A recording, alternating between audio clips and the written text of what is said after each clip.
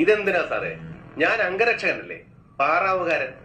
പടവീടൻ സാറിന്റെ ദേഹത്തൊരു ഈച്ച പോലും വന്നിരിക്കാതെ നോക്കേണ്ട കാവൽ സംഘത്തിൽപ്പെട്ടയാള്. മാറ്റിപ്പിടി, പൊട്ടും ലോഡല്ലേ? അതെ, ഫുൾ ലോഡാ. നീ പണി തുടങ്ങി നിറഞ്ഞപ്പോ നിറച്ചു വെച്ചതാ. ആ പിള്ളേരെ നാലിനെ നീ ഞവളിയല്ലടാ. പിള്ളേര് ഗുണന്മാർ പോവാൻ പറഞ്ഞ അതല്ല ഭാഷയിൽ.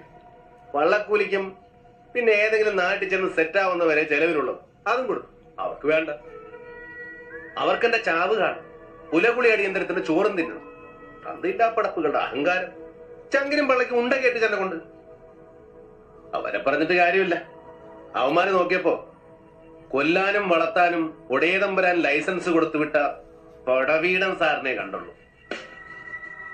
അതിന്റെയും മുകളിൽ തൃക്കണ്ണ് തുറന്നാൽ സർവ്വതം ചാമ്പലാക്കാൻ ശേഷിയുള്ള പരമശിവന്റെ പുത്രൻ ഷൺമുഖനെ അവര് മറന്നുപോയി.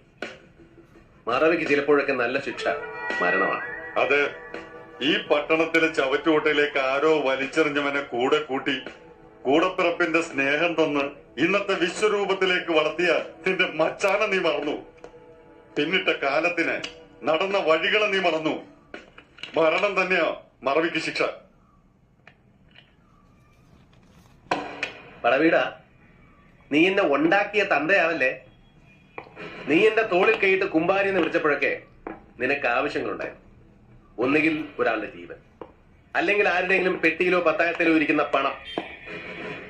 മുനമ്പത്തെ മീൻനാറുന്ന ചെറ്റക്കുടിൽ നിന്ന് ഈ മണിമാളികയിലേക്ക് ഒരു രാത്രി വെളുത്തപ്പം ഷിഫ്റ്റ് ചെയ്തവനല്ല നീ. ഷൺമുഖന്റെ കൈക്കരുത്തും ചങ്കുറപ്പും വിറ്റും പണയം വെച്ചും കിട്ടിയതിന്റെ നടുക്കണ്ടം തിന്ന് വളർന്നവനാ നീ. ഞാൻ സമ്മതിക്കും, എനിക്കതിൽ അപമാനമില്ല. കൊലക്കത്തി പായും മുമ്പുള്ള ഈ സമയം നീ പറയുന്ന എന്തും ഞാൻ കേൾക്കും. സമയം, മരണത്തിന് മുമ്പുള്ള സമയം, അതിൽ നമുക്ക് തുല്യാവകാശം. ഈ മുറി വിട്ട് ഒരാൾ മാത്രമേ ജീവനോടെ പുറത്തു പോകൂ. പോയിന്റ് ബ്ലാങ്കിൽ എന്റെ തോക്കിന് മുന്നിൽ നിന്നാ നീ ഇത് പറയുന്നത്. ആയുധം ആവശ്യത്തിന് ഉപകരിക്കാത്ത സന്ദർഭങ്ങളും ചിലപ്പോൾ വരും. ഒരു അത്താഴം കഴിഞ്ഞ ക്രിസ്തു ശിഷ്യന്മാരോട് പിരിയുന്നു. നമുക്ക് ഓരോന്ന് പഠിപ്പിച്ചാലോ? പിന്നെന്താ, ഒന്നോ രണ്ടോ ആകാം.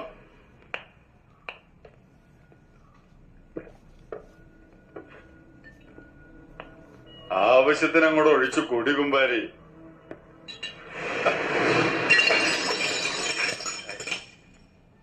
എന്താ മച്ചാനെ, കൈ വറച്ചോ? ബലിയാണെങ്കിലും പോറ്റുന്ന ക്രാവിന്റെ കഴുത്തെ കൈവെക്കാൻ പോകുമ്പോ ഒരു വിറ വരും. പൊട്ടിയത് പോട്ടെ, ഇത് പിടി.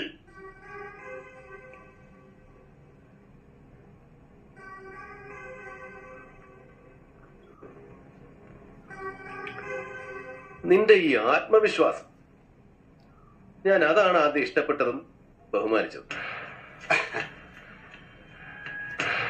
നീ പറഞ്ഞ മീനാറുന്ന കൂരെന്ന് യാത്ര തുടങ്ങുമ്പോ കൈ കരുതാൻ അതൊന്നേ ഉണ്ടായിരുന്നുള്ളൂ, ക്യാപിറ്റലായിട്ട് ആത്മവിശ്വാസം. പിന്നെ ലഹരിയോടുള്ള അടങ്ങാത്ത ആർത്തി.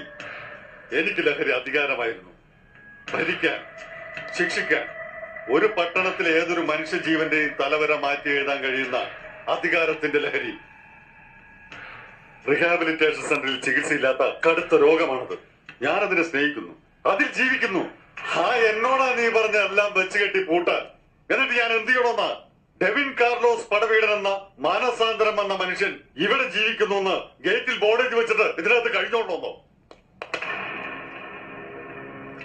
ഡെവിൻ, അതായിരുന്നു കോളേജ് കാലത്തിന്റെ ഇരട്ട പേര്.